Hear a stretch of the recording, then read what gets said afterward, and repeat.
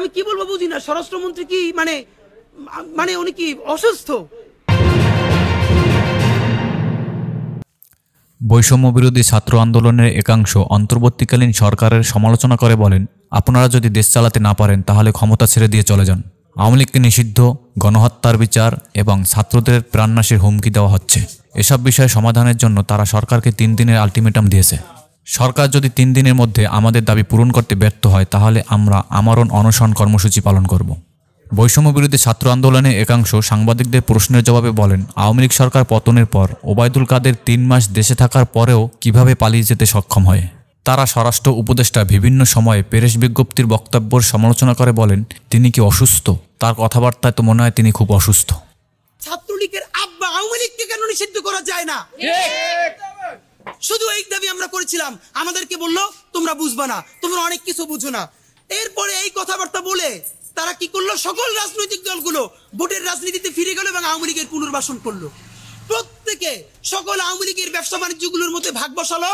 অল্প কয়েকজন সামনের আওয়ামী লীগ থেকে সরাই দিয়া, আমি শুধু একটা বিএনপির নাম বলছি না, বিএনপি, জামাতে ইসলামী, এমনকি বাংলাদেশের প্রত্যেকটা রাজনৈতিক দল যে যার সাধ্য মতো আওয়ামী লীগকে পুনর্বাসন করতেছে, আপনারা দেখতেছেন। এবং সেই লীগ পুনর্বাসন করে আমরা যখন এই কথাগুলো বলি আমাদেরকে বলে তোমরা বুঝবে না। ভাই, যখন জুলাই বিপ্লব হলো তখন আমরা এত কিছু বুঝলাম, আর এখন আমাদেরকে বলেন বুঝবো না। একটু প্লিজ বুঝিয়ে বলেন না, আমরা বুঝবো। আমাদের সাথে একদিন বসেন, আমাদের সাথে কথা বলেন। রাজনৈতিক দলগুলোর এমন অবস্থা হয়েছে, বিএনপি কে দাওয়াত দিলে আমাদের প্রোগ্রামে আসে না, জামাতকে দাওয়াত দিলে আসে না। কোন রাজনৈতিক দল এখন আমাদের সাথে কোনো প্রোগ্রামে আসতে চায় না, কারণ তারা মনে করে আমাদের কোনো কথা তাদের জন্য বিব্রতকর হতে পারে। কেন ভাই? ছাত্র জনতাকে যখন আন্দোলনে ডাকলেন তখন এই চিন্তা করতে পারেন নাই?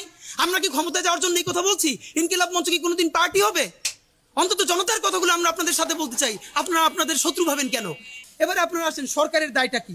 প্রথম কথা, আমরা জানি আর্মি থেকে বলা হলো 626 জন আওয়ামী সন্ত্রাসী ক্যান্টনমেন্টের মধ্যে গিয়ে আশ্রয় নিল। এর কিছুদিন পর শুনি আস্তে আস্তে সবাই পাচার হয়ে গেল। আমরা বারবার তখন বলেছি 626 জনের নাম আমাদেরকে বলেন না, আমাদেরকে বলে নাই। তাদেরকে গ্রেফতার করেন, তাদেরকে করে নাই। তাহলে 626 জন অপরাধী ক্যান্টনমেন্টের মধ্যে গিয়ে পালাই থাকার পর তারা যদি পালাই যেতে পারে, সেই পালাইয়ে তো আর বিএনপি তারে পালাই পাঠায় নাই। বিএনপির তো সেই ক্ষমতা নাই, জামাতও পারে নাই, ছাত্র জনতায় পারে নাই, সরকার তাকে সাহায্য করেছে। আরো স্পষ্ট করে বলতে চাই, তারা যদি ক্যান্টনমেন্টের মধ্যে থাকে তাহলে আর্মি তাদেরকে সাহায্য করেছে। তাহলে সেটা আপনাদের বলতে লজ্জা কোথায়? আপনারা তাদেরকে প্রকাশ করছেন না কেন? আপনারাই তাদেরকে পালিয়ে যেতে বাধ্য করেছেন। নাম্বার 2, সব থেকে লজ্জাকর ব্যাপার, এখন আমরা কি জানি, ওবায়দুল কাদের খুনি হাসিনা পালিয়ে যাবার পর 3 মাস বাংলাদেশে অবস্থান করেছে। এর থেকে লজ্জার আমাদের জন্য কি হতে পারে? স্বরাষ্ট্রমন্ত্রীকে সাংবাদিকরা যখন বলছেন তিনি 3 মাস ছিলেন, স্বরাষ্ট্রমন্ত্রী বলছে এটা আপনারা আমাদেরকে আগে জানান নাই কেন? তাহলে তো আপনারা যেটা যেটা জানিয়েছেন আমরা তো সেটা অ্যাকশন নিয়েছি। আমি কি বলবো বুঝি না। স্বরাষ্ট্রমন্ত্রী কি মানে উনি কি অসুস্থ? মানে স্বরাষ্ট্রমন্ত্রী যদি সাংবাদিকদের খবর পেয়ে ওবায়দুল কাদেরকে গ্রেফতার করতে যায়, ডিজিএফআই এর কাজ কি? এনএসআই এর কাজ কি? এসবির কাজ কি? তারপরে প্রত্যেকটা গোয়েন্দা সংস্থানের কাজ কি? ডিবির কাজ কি? তাহলে কাজ করেন না। এই অফিসার সব জায়গায় সাংবাদিকদেরকে নিয়োগ দিয়ে দেন, রাষ্ট্রচলীদেরকে সাংবাদিকদেরকে দিয়ে দেন আপনারা না পারলে। আবার হাসতেছেন, আপনি বলতেছেন আপনার তো লজ্জা হওয়া উচিত। সাংবাদিকরা গিয়ে গ্রেফতার করবে? তো ওবায়দুল কাদের যদি 3 মাসে থাকতে পারে, 626 জনের যদি পুনর্বাসন দিয়ে দিতে পারেন, সরকারের তো লজ্জা হওয়া উচিত যখন তারা বিএনপির বিরুদ্ধে পুনর্বাসনের অভিযোগ তোলে, জামাতের বিরুদ্ধে অভিযোগ তোলে। আপনি যদি সকল খুনিদের পার করে দিতে পারেন তাহলে বিএনপি এবং জামাত, অন্যান্য রাজনৈতিক দল তার প্রয়োজনে কেন পুনর্বাসন করতে পারবে না? ঠিক। আপনি তাদেরকে, আমাদেরকে সরকার থেকে কি বলা হয়, বলগুলো যেন বিএনপি আর জামাত বা অন্যান্য কোটি দেই। কেন? আমরা এতদিন পর্যন্ত ভাই সত্য কথা বলি, সরকারকে আমরা এমন ভাবে সমালোচনা করেছি যাতে সরকার, কারণ এই সরকার সে যদি স্বীকার না করে তবুও তো সে আমাদের সরকার। আবারও বলি, আমরা কিন্তু সরকার না, ছাত্র জনতার অভ্যুত্থানের ফলে সরকার। সুতরাং সে যাতে বেকায়দায় না পড়ে এভাবে বলার চেষ্টা করছি। কিন্তু তাদেরকে সেভ করতে করতে এখন দেখছি জুলাই বিপ্লবের ছাত্র জনতাই তার জীবন বিপন্ন হয়ে গেছে। সুতরাং ছাত্র জনতার জীবনকে বিপন্ন করে সরকারকে নিরাপদ রাখার দায় আমাদের আর নাই। ছাত্র জনতাকে নিরাপদ রাখার জন্য যেই কথা বলতে হয় আমরা বলবো তাতে সরকার থাকুক অথবা সরকার পড়ে যাক। যদি পারেন সংস্কার করেন, যদি পারেন মানুষের নিরাপত্তা দেন, আর যদি না পারেন তাহলে নির্বাচন দিয়ে আপনি এই মুহূর্তে সরে যান। কথা সংস্কার করার জন্য আমরা যানপরণ দিয়ে দিচ্ছি, পারলে করেন, না পারলে সরে যান। আপনাদেরকে সিকিউর করা আমাদের এখন আর কোনো দায়িত্ব নাই। এবার আমি আপনাদেরকে স্পষ্ট বলতে চাই, যেটা কোনোদিন বলি নাই, আমাদের ছাত্র উপদেষ্টাদের দায় কি? আমাদের ছাত্র উপদেষ্টারা কিন্তু আবারও বলি পুরো ক্ষমতার পুরো কাঠামোর মধ্যে নাই। তারা ওখানে আছে বলেই আমাদের ছাত্র জনতার পক্ষে অনেকগুলো বার্গেন করে অনেক সিদ্ধান্ত ছাত্র জনতার পক্ষে আনতে পারতেছেন, এটা আমরা বুঝি। কিন্তু আপনারা যে অনেক কাজ করতে গিয়ে পারতেছেন না, আপনারা বাধাগ্রস্ত হচ্ছেন, আপনারা সেই দায় আপনাদের মাথায় নিচ্ছেন কেন? সারা বাংলাদেশের ছাত্র জনতা বলছে তোমরাই তো এখন এমপি, তোমরাই তো এখন মন্ত্রী, তোমরা পারতেছো না কেন? অথচ আমরা জানি আপনাদের দায়িত্ব, আপনাদের ক্ষমতা নাই। আপনারা চেষ্টা করবেন, না পারলে আজকে ছাত্র উপদেষ্টা 3 জনকে বলতে চাই, মাহফুজ আলম, নাহিদ ইসলাম, আসিফ মাহমুদ, প্রেস ব্রিফ করেন, প্রেস ব্রিফ করে বলেন এই সঠিক সিদ্ধান্ত আমরা নিতে চাই, অমুক অমুক উপদেষ্টা, অমুক অমুক আমলা আমাদেরকে বাধাগ্রস্ত করছে, 24 ঘন্টার মধ্যে যদি আমাদেরকে করতে দেয় আমরা থাকবো, আর নইলে আমরা উপদেষ্টা থেকে পদত্যাগ করব।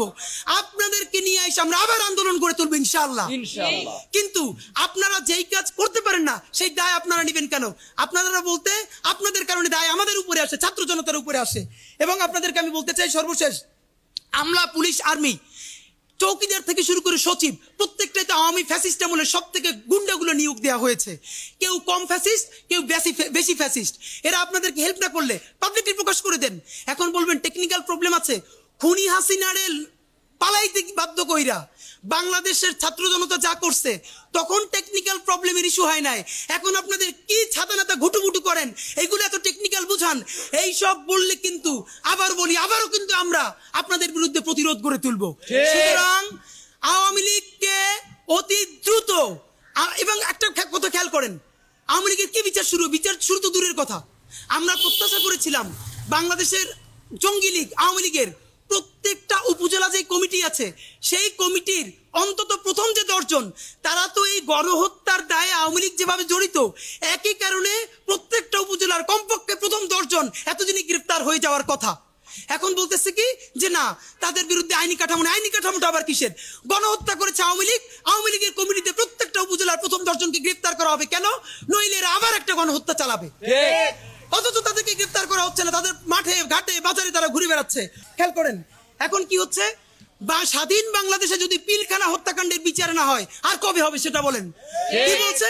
বলে পিলখানা নিয়ে এটা আছে সেটা আছে। আপনি আমাদেরকে বলেন পিলখানা হত্যাকাণ্ড করতে আপনাকে কে ডিস্টার্ব করছে? ইন্ডিয়াই তো অবশ্যই, ইন্ডিয়াপন্থী সেনাবাহিনীর একটা অংশ। আপনি যদি করতে না পারেন আজকে প্রেস মিট করে বলেন অমুক অমুক সেনাবাহিনীর অংশ, তারা ইন্ডিয়ার মদদে পিলখানার বিচার করতে দিচ্ছে না, আমি করতে পারছি না, আমি এখান থেকে পদত্যাগ করলাম। আপনারা আমরা ছাত্র জনতার মধ্যে নিয়ে নেব ইনশাআল্লাহ। আপনাদের তো আমরা 5 বছর ক্ষমতায় থাকার জন্য পাঠাই নাই, আপনারা গেছেন ওখানে বিচার করার জন্য। বিচার করতে না পারলে ক্ষমতা দিয়ে ছিঁড়ে আসবেন, আবার আন্দোলন করব। যদি বিচার করতে পারেন থাকবেন, না পারলে আবার রাজপথে আসবেন, আবার আন্দোলন করব, আবার মরে যাব। আপনাদেরকে সারা জীবন ক্ষমতায় থাকার জন্য তো পাঠাই নাই। আপনারা আমাদেরকে খালি বুঝেন কি টেকনিক্যাল ব্যাপার। আরে ভাই সেটা কি বুঝাই বলেন, বুঝাই আমাদেরকে বলেন, বুঝাই বলবেন। আমাদেরকে এখন বলছে কি আমলাতন্ত্র কাজ করছে না, পুলিশ প্রশাসন কাজ করছে না। ভাই তাহলে আমি বলতে চাই স্বরাষ্ট্রমন্ত্রী, আইনমন্ত্রী, আপনাদের কাজ কি?